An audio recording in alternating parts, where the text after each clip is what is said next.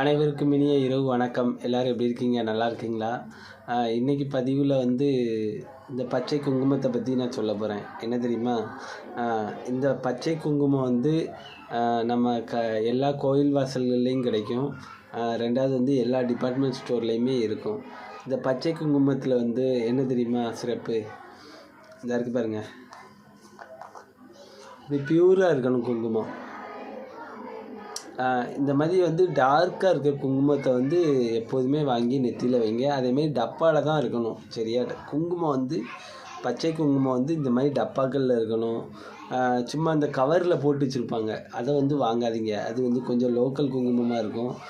அது நெத்தியில் வைக்கும்போது உங்களுக்கு கருத்து போயிடும், நெத்தி ஊற இருக்கும்.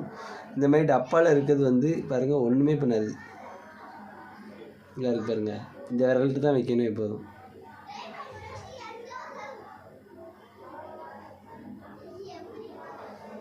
ஓகேவா? இந்த மாதிரி குங்குமம் டப்பாக்களில் இருக்கிற மாதிரி இருக்கிறது எல்லா கோயில் வாசல்லையுமே இருக்கும். இதில் ஒரு லேபிள் மாதிரி இருக்கும்.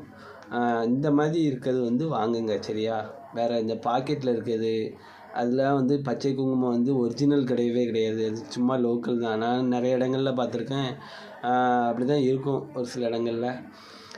இந்த குங்குமம் குபேரனுக்குள்ள குங்குமம், ரொம்ப ஐஸ்வர்யமாக இருக்கும்.